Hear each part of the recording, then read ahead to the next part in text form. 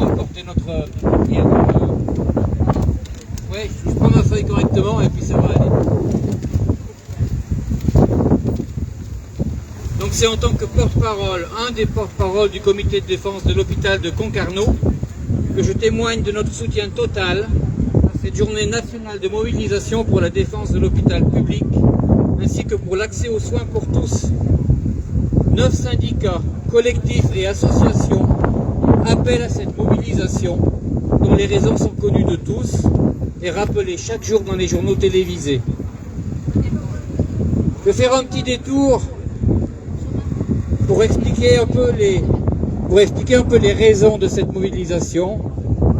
Au XIXe siècle, Sai Shonagon, qui était dame d'honneur à la cour impériale du Japon, a rédigé des notes de chevet, bien connues des amateurs d'ateliers d'écriture, et dans cet ouvrage, elle dresse un inventaire des choses qui, toutes les petites et grandes choses qui colorent et affectent la vie. On y trouve par exemple les choses qui distraient des moments d'ennui, les choses qui ne sont bonnes à rien, les choses qui paraissent malpropres. À la manière de Sai Shonagon, je vais faire ici un tout petit inventaire des choses qui viennent en écho à cette manifestation. Choses qui rendent la vie douloureuse. Attendre dans l'ambulance plus de 2 heures sur la rampe d'accès des urgences. Travailler 12 heures d'affilée. Entendre le téléphone sonner. Le repos est supprimé par nécessité de service. Sur la vitre des urgences, lire « Fermé pour cause de soignants épuisés ».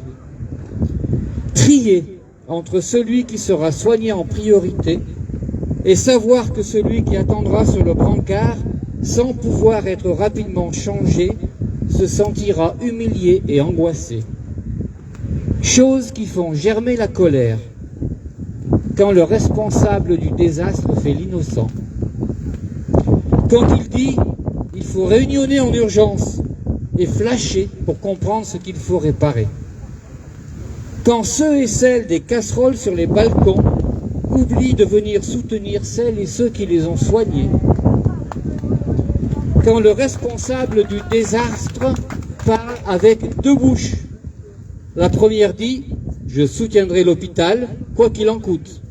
L'autre dit « il y a encore des lits à fermer ». Quand c'est primes et salaires pour les mercenaires intérimaires, des miettes pour les soignants réguliers. Choses qui mettent la vie en danger. Quand la maternité est fermée, 40 km à rouler dans les lacets. Quand l'opération est reportée. Quand l'équipe de soignants est fracturée. Quand les compétences et alliances de travail sont ignorées.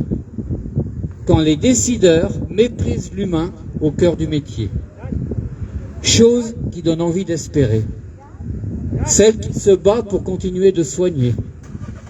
Celui qui appelle à venir aider, et d'autres arrivent pour l'accompagner.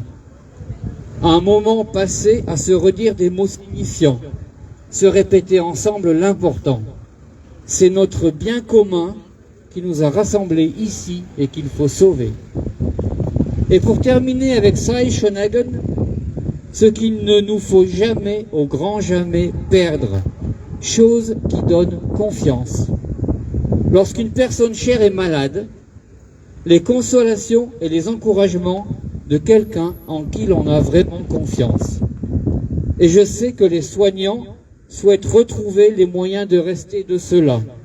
Quelqu'un en qui on a vraiment confiance, à nous de les soutenir et de les accompagner. Merci à tous.